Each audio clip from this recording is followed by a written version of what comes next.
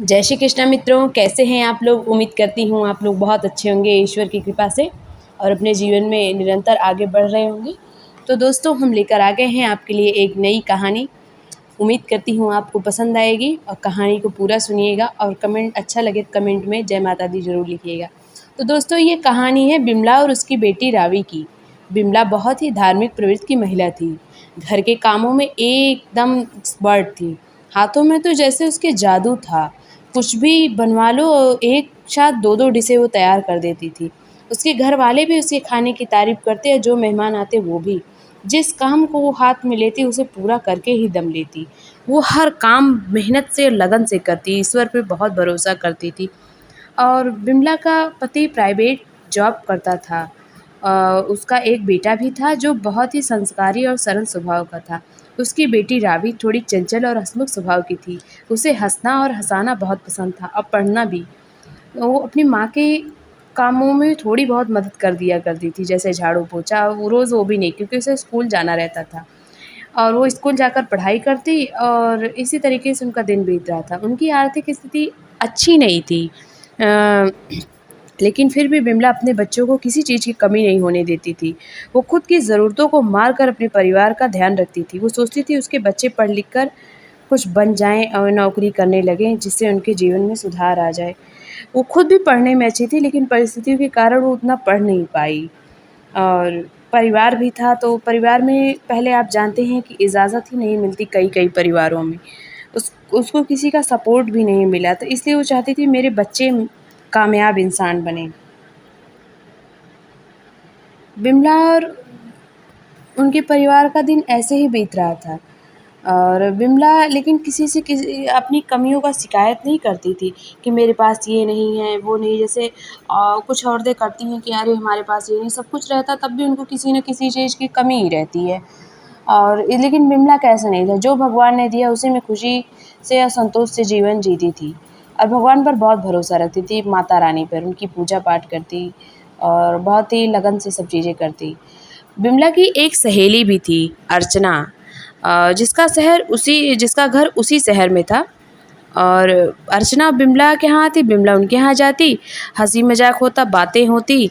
पहले अर्चना उसी के बिमला के पास वाले ही घर में रहती थी, फिर उसका अपना घर हो गया तो वो चली गई। अब बिमला का मकान बन नहीं पाया था तो किराए के मकान में ही थी।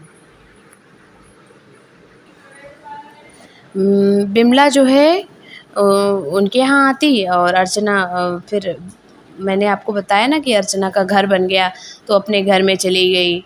और अपना मकान होना भी बहुत बड़ी बात होती है। लेकिन बिमला को ये विश्वास था कि एक ना एक दिन उसका भी घर बन जाएगा। और कुछ समय बाद हुआ भी ऐसे, लेकिन अभी तो किराए पे ही उनके रहना सब कुछ था। और फिर वो अर्चना के यहाँ जाती, अर्चना उनके यहाँ आती, इसी तरीके से दोनों में व्यवहार था। और बिमला जैसे किराए के मकान में रहती तो मकान मालिक का तो जानते ही हैं। जब बिमला का मन ऊब जाता, बहुत दिन हो जाते, तो अर्चना के यहाँ चक्कर लगा लेती। ऐसे ही एक बार वो अर्चना के यहाँ गई और वहाँ पे अपने घर आने में उसे बहुत देर हो गई। बिमला और उसकी बेटी दोनों गए थे, रावी भी। और अर्चना थोड़ी बातूनी थी भी। वो अब जिस सबको अपनी बातों में उलझा कर रखती, जल्दी किसी को अपने घर से जाने भी नहीं देती। और थोड़ा वो मतलब व्यवहारिक थी भी। और बिमला को वहाँ से उस अर्चना के घर से निकलने में शाम के 7:30 बज गए थे। अंधेरा हो गया था और उसका घर के रास्ता भी सूना साना था। और वहाँ के लोग भी बड़े चोर चक्का बदमाश टाइप के थे। वहाँ पे जो है चोरी चकारी बहुत होती थी। तो थोड़ा डरे भी थे। बिमला और उसकी बेटी तो डरे थे, और पर हिम्मत करके घर तो जाना ही था। अब बिमला का पति के आने का समय भी हो रहा था। उसका पति थोड़ा गुस्सैल और चिड़चिड़ा स्वभाव का था और उसे आते ही खाना चाहिए होता था, क्योंकि वो दिन भर का थका रहता तो खाना खाकर सो जाता। बिमला और उसकी बेटी जैसे तैसे करके रोड पे आए। गली में अर्चना का घर था। ऑटो पकड़ी तब उन्हें थोड़ी राहत मिली। जैसे ही बिमला ऑटो में चढ़ी, तुरंत उसके हाथ में मोबाइल था और उसके पीछे दो लड़के भी चढ़े और बिमला के हाथ से वो मोबाइल छीनने का प्रयास करने लगे। बिमला बहुत ही दिमागी और हिम्मत वाली महिला थी। भले ही वो अपनी बेटी के साथ थी, उसके साथ उसका पति नहीं था या बेटा नहीं था, लेकिन उसने उस वक्त अपनी हिम्मत दिखाई और अपने हाथ से में मोबाइल को कस कर पकड़ लिया और मोबाइल को पर्स में डाल लिया। वो लड़के फिर उसी ऑटो में बैठ गए, बिमला और उसकी बेटी इधर सीट पे, वो सामने वाली सीट पर। और वो घूर घूर कर बिमला और उसकी बेटी को देखने लगा। और बिमला ने पूछा, क्या देख रहे हो? उसने कहा, कुछ नहीं आंटी, आप गलत मत समझिए। बिमला ने ज़्यादा वो नहीं किया। उसके घर का रोड जब आया तो वो उसी पे उतर गई, वो लड़के भी वहीं उतर गए और बिमला और उसकी बेटी का पीछा करने लगे।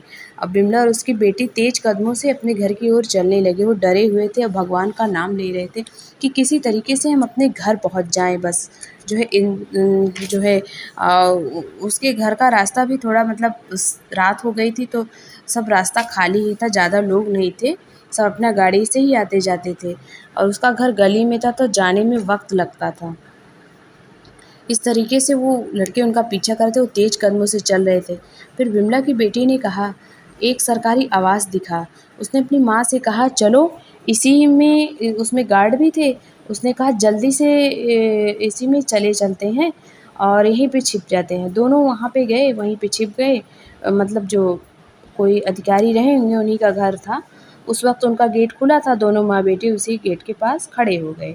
उन लड़कों ने बहुत देर तक ढूंढा। उन्हें लगा कि हो सकता है इन्हीं का घर हो और ये पावर वाले हों। जो है तो वो लड़के पता नहीं कहाँ गायब हो गए, आगे चले गए पीछे चले गए पता नहीं।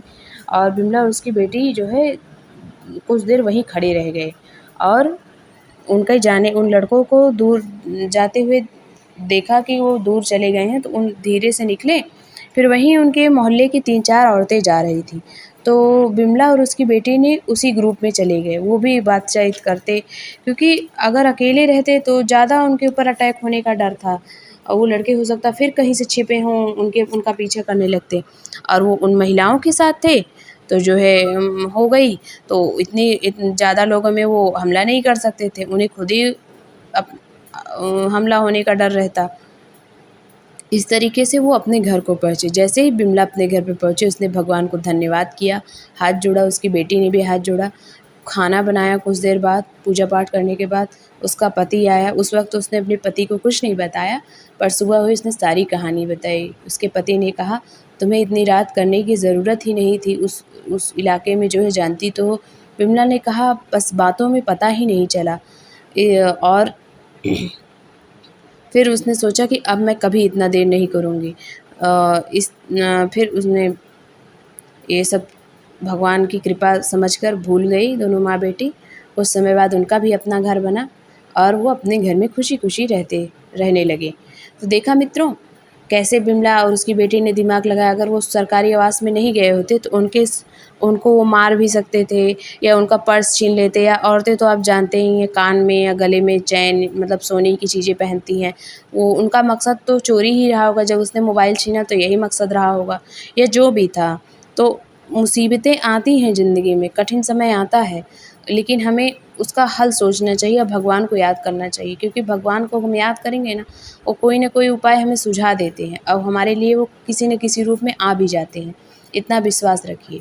और ख़ासकर महिलाओं को रात में जो है, बहुत रात या हो या दिन, बहुत अवेयर होके निकलने लायक है। अपनी चीज़ों का, खुद का ध्यान रखना। ये नहीं कि पति और बच्चे ही हमेशा साथ रहें, उन्हें खुद भी बहुत सतर्क होकर चलने लायक है। और इसी तरीके से ये हमारी कहानी पूरी हुई। आपको कैसी लगी कमेंट बॉक्स में ज़रूर बताइएगा और अच्छा लगे तो कमेंट बॉक्स में जय माता दी ज़रूर लिखिएगा। चलिए मिलते हैं आपको एक नई कहानी के साथ, तब तक अपना अपने परिवार का ध्यान रखिए। जय माता दी, जय श्री कृष्णा, सीताराम, राधे राधे।